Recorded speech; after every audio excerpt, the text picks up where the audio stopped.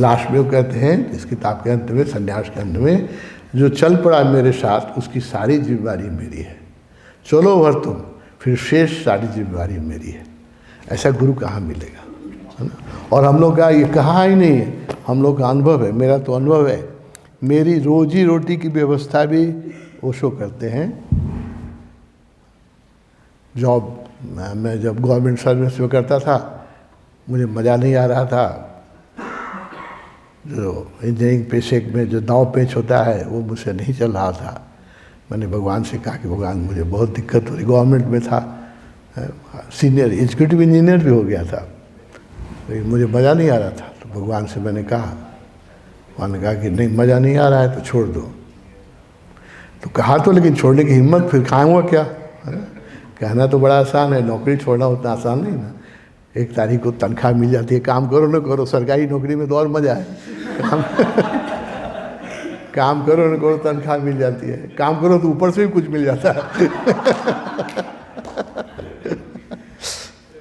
तो डर लगता था ना, काम कैसे छोड़े, खाएंगे क्या। और इतनी सीनियर हो गए हैं, अब तो एग्जीक्यूटिव इंजीनियर हो गए, अब तो मेरे अंडर में 10-12 इंजीनियर काम करते हैं, तो और भी मज़े का समय है। मुझे मज़ा नहीं आ रहा था, तो भगवान से मैंने कहा, भाई डर गया। जब भगवान ने कहा छोड़ो, फिर मज़ा नहीं आ रहा तो छोड़ दो, काम छोड़ो। जिसमें आनंद नहीं आया वो नहीं काम करना चाहिए। माई क्राइटेरिया यही है, वही काम करो जिसमें तुम्हें आनंद आए।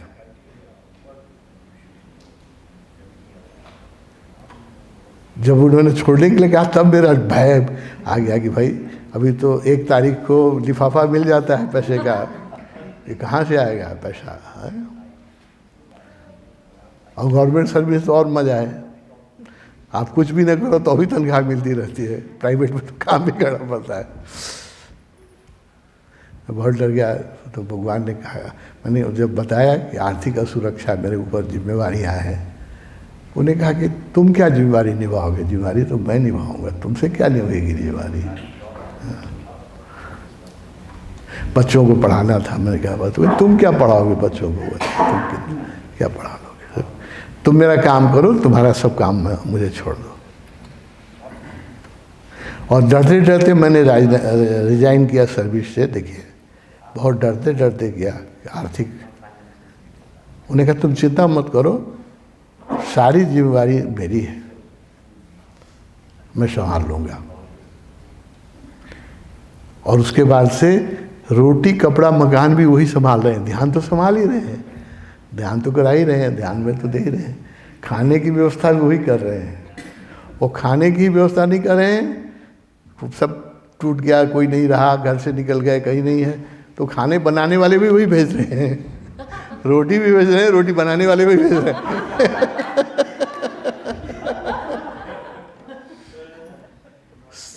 तो मेरे अपने अनुभव से मैं कह सकता हूँ कि अगर हमारा विश्वास हो और समर्पण हो तो ये सन्यास तो दीक्षा लेते ही भगवान बादशाह बना देते हैं, हम लोग को शहंशाह बना देते हैं। आध्यात्मिक जिम्मेवारी तो ओशो लेते ही हैं। भौतिक व्यवस्था भी इतनी सुंदर हो जाती है तो देख के आश्चर्य होता है।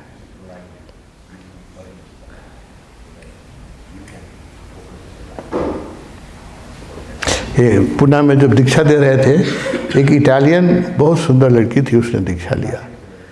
तो दीक्षा लिया, उससे दीक्षा के समय भगवान बात करते थे, तो उससे पूछे कि तुम करती क्या हो, काम क्या करती हो। वो विदेशी लोग तो बहुत ईमानदार होते हैं इस मामले में। कोई ईस्टर्न होता, नेपाली या भारतीय होता तो नहीं कहता ऐसे ना, बहुत घुमा के हम लोग बात करते हैं, सीधा बात तो करते नहीं। उसने एकदम खुलते ही सबके सामने का, ऐसे लोग बैठे थे, मैंने पूछा तुम क्या करती हो इटली में। बोली कि मैं सेक्स ट्रेड में हूँ, आई एम प्रोस्टिट्यूट। सबके सामने का, इतने लोग। भगवान भी एकदम सदमे में आ गए सुन के, प्रोस्टिट्यूट और संन्यास ले रही है।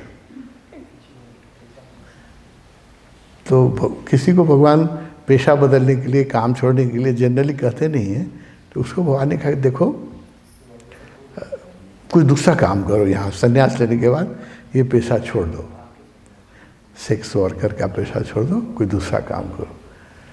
वो भी बहुत ईमानदार से उसने कहा कि मैं पढ़ी लिखी नहीं हूँ और मुझे दूसरे पैसे भी नहीं है कि मैं व्यापार करूँ, और मुझे दूसरे पैसे का कोई अनुभव नहीं है, तो मैं कुछ कर ही नहीं सकती, इसके अलावा मेरे पास कोई स्किल नहीं है। और देखने में सुंदर थी, इसलिए सेक्स ट्रेड उसका बहुत अच्छा चल रहा होगा। भगवान ने कहा कि नहीं देखो, शरीर जो है, बहुत समझाया उसको, शरीर उसी को देना चाहिए जो प्रेम करता हो, प्रेम करने वाले को ही शरीर देना चाहिए, जो प्रेम नहीं करता हो उसको शरीर समर्पित नहीं करना चाहिए।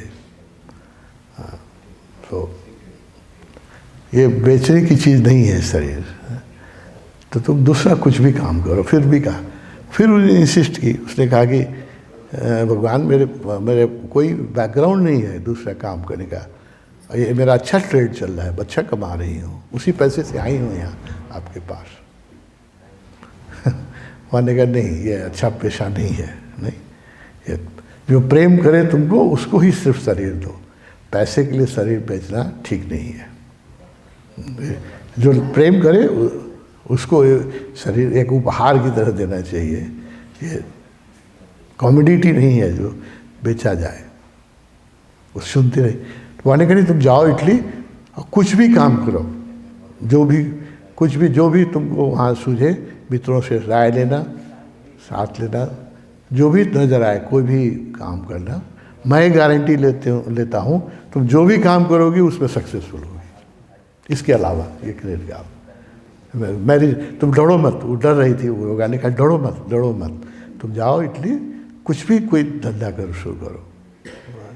क्या मुझे इटली का पता नहीं है, क्या करना है, क्या पॉसिबिलिटी है, वहाँ जाके देखना, जो भी सामने आए, you start any other profession and I guarantee you that you will be successful in guarantee. ये मेरी जिम्मेवारी है, काम तुम करो, तुम्हारी सक्सेस की जिम्मेवारी मेरी है ना।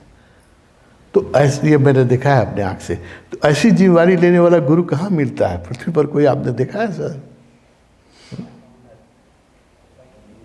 तो भगवान हम लोग की आध्यात्मिक जिम्मेदारी तो लेते ही हैं, लेकिन जब तक भूखे भजन न गोए का पाला, जब तक पेट भूखा रहेगा तो कैसे आप ध्यान कीजिएगा? तो उसकी भी व्यवस्था गुरु को करनी पड़ती है, क्योंकि भौतिक रूप से भी आप ध्यान करने के लिए सक्षम हो, वो इनडायरेक्टली वो व्यवस्था भी गुरु ही करता है, भगवान करते हैं।